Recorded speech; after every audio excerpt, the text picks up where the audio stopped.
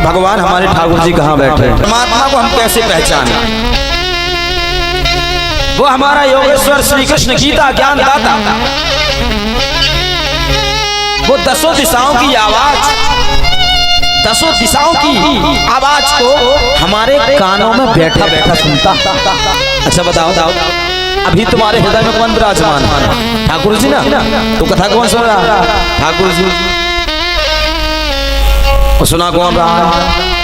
अरे ठाकुरों के यहाँ तो सुना रहे हैं। ठाकुर पंडितों का वास्तव में जोड़ा है। हाँ, ये तो ठाकुर सब लग गए महाराज, हम ऐसे लगे कथा तो हो गए। आज देखो हमारी माता जी भी कथा सुन रही है।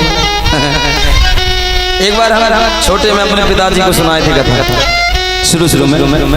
क्या है, गरीब स्त्री जी थी तो क्या लगाए थे, हमारे मुकेश पंडित जी बैठे हैं। हाँ भाई, क्या लगाए? एक तका था तो, और कथा के जो मिचवा हो ना उन्हें खड़ा कर दो, ऐसे ऊपर से धुतिया डाल रहे।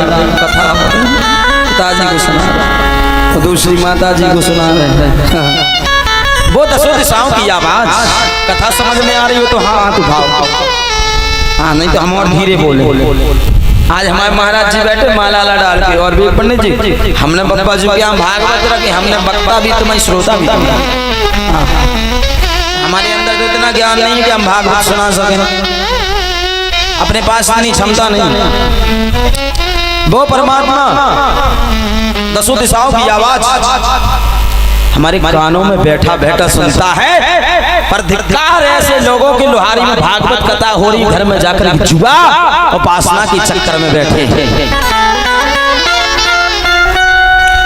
वो परमात्मा हमारी चक्षु में यानी हमारी आंखों में, वो परमात्मा हमारी आंखों में चक्षु रूपी खिड़की से सब देख रहा है।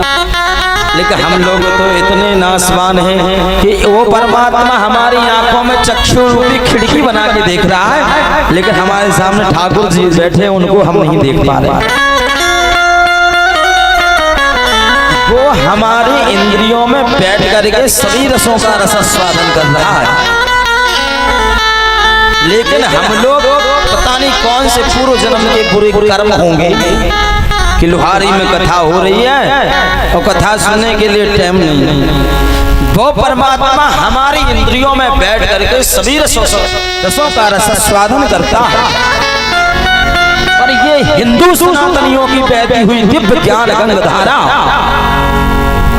और जिसमें कोई कथा नहीं है, केवल वेद वेद वेद वेदांत उपनिषद पुराण 18 उपपुराण। हमारी भागवत वास्तव में क्या कहना चाहती है, इस कथा के माध्यम से वो इंद्रियों बैठ करके इस कथा का वक्ता और श्रोता बनकर के तुमको समझाना चाहता कि भागवत ऐसे होती है। हम लोग नहीं समझ पाते, ना देख पाए। किसी शायर ने बहुत अच्छा कहा, आंख वालों ने तुझको है देखा,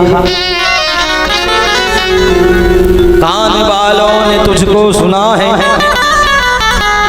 तेरा दर्शन उसी को मिला है जिसकी आंखों में पर्दा। क्या है? जिसकी आंखों में पर्दा नहीं। माया के अवतरण के कारण देखो भैया, आदमी कहते हैं कलयुग आ गया, कलयुग आ गया, कलयुग आ गया। ये कलयुग नहीं आया, समय बदल गया। ये सूरज तो नहीं बदला, पूरब से हमेशा निकलता है, इसने अपनी दिशा नहीं छोड़ी। वायु ने हवा देना नहीं छोड़ा, धरती ने धंसना नहीं छोड़ा। एक बेटे ने अपने माँ का माँ नाम नहीं त्यागा, माँ ही कहता है। अपनी माँ को माँ कहना नहीं छोड़ा, अपने बाप को बाप कहना नहीं छोड़ा। और तुम लोग कहते हैं कलयुग। बताएं भैया, सृष्टि वही है, सृष्टि जैसी थी वैसी ही है, बस सृष्टि सही है, हम आप लोगों की दृष्टि बदल गई। सूरज न बदल